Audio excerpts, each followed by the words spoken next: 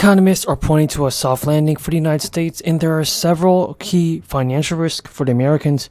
Lawmakers in Congress are trying to pass a bill that would actually lessen the financial impact of low income.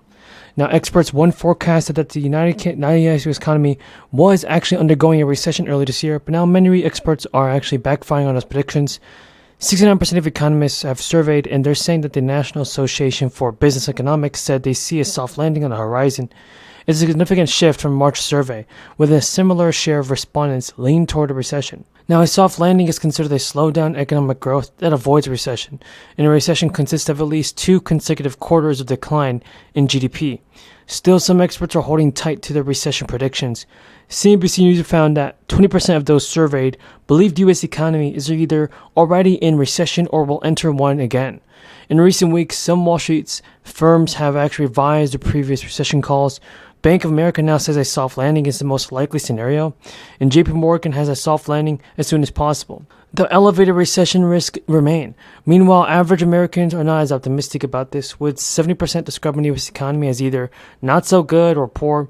In comparison, just 28% of respondents that the economy is either excellent. And according to CNBC, there are 3 key areas of the economy that experts are watching that will affect Americans' money. The U.S. would already fall into recession if not for the strong job market, but the latest jobs report shows that this is lower than expected for July. The unemployment rate is already 3.5%, just above the lowest level since 1969. And with that, it's likely to take more than 12 months for inflation to subside.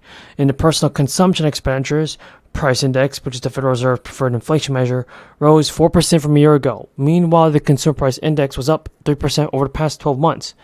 Now, financial institutions are often strict about lending money out, either to cut costs or to avoid ultimate risk of an individual or business being unable to pay them back. But Chase, Wells Fargo, and even Citibank have stopped accepting applications for new home equity lines of credit. This is during the crisis and tightening the belt the same way a consumer would during a downturn. Meanwhile, credit card companies reduced credit card limits for some cardholders, and these decisions can make it harder for businesses to keep funding. Also, conservatives of a House group are actually called the Freedom Caucus. They've unveiled a list of demands that they want to include in a stopgap spending measure. It's to keep the federal government running at the end of September. Historically, members of the Freedom Caucus rarely support short-term spending bills to keep the government open. But with Republicans holding just a 5-seat majority in the House, they have a significant leverage over the agenda. Kevin McCarthy will likely need votes for Democrats to pass a short-term funding measure that can also get through the Senate and sign into law. The demands from the House Freedom Caucus include spending levels below the top-line numbers that McCarthy has agreed to with Joe Biden as part of a bill to increase the nation's debt ceiling. Lawmakers will return to Washington after Labor Day and won't have to get all 12 government funding bills done in time. That was brief. And I know brief. Thank you, Betsy, and good morning, everyone. At last year's Jackson Hole Symposium, I delivered a brief, direct message. My remarks this year will be a bit longer, but the message is the same. It is the Fed's job to bring inflation down to our 2% goal, and we will do so. We have tightened policy significantly over the past year. Although inflation has moved down from its peak, a welcome development, it remains too high. We are prepared to raise rates further if appropriate and intend to hold policy at a restrictive level until we are confident that inflation is moving sustainably down toward our objective. States in the fiscal year.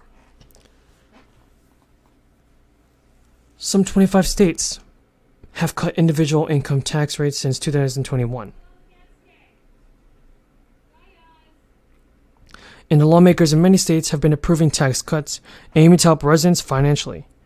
New property and rent relief rebate checks are going to be sent out, and these payments are worth billions of dollars and will equal hundreds of dollars for many people. As fueled by surging revenue, states have been slashing tax for individuals and businesses for the past 3 years. But tax cuts are expected to come to an end in some states in the fiscal year. Some 25 states have cut individual income tax rates since 2021. It includes 22 states that reduced their top marginal rates. In 2023 alone, at least 8 states approved rate reductions. And Arkansas is trimming its top individual income tax rate to 4.7% after reducing it from 5.5%. Aside from individual income tax cuts, states have proposed rebate checks for their residents. Last year, 17 states issued inflation relief payments as well. And now, if you're a Massachusetts resident, income tax refunds were available to you if you paid personal income taxes and filed your return by October 17. If you file your state return by October 17, you should be able to get your stimulus check back. Nearly $100 million in rebates will be sent out to residents across the Commonwealth of Pennsylvania. Starting today, over 4 million older homeowners, renters, and people with disabilities will be issued rebates on rent and property taxes paid in 2022. According to a release, the rebates will be allocated to eligible Pennsylvanians who submitted an application through the property tax and rent rebate program.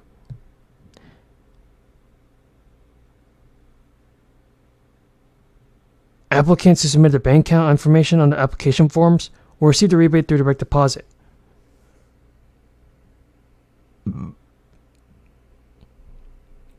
And those who request a paper check to be mailed should expect to receive the payment in the mail too. But after the initial distribution of rebates in early July, rebates will be distributed as claims are received and processed.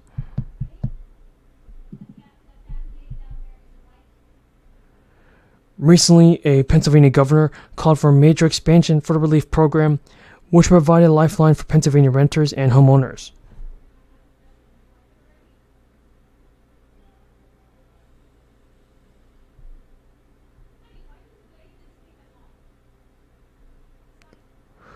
Under his proposal, the maximum standard rebate would increase from $650 to $1,000, while the income limit for renters and homeowners would be made equal and both increase to $45,000.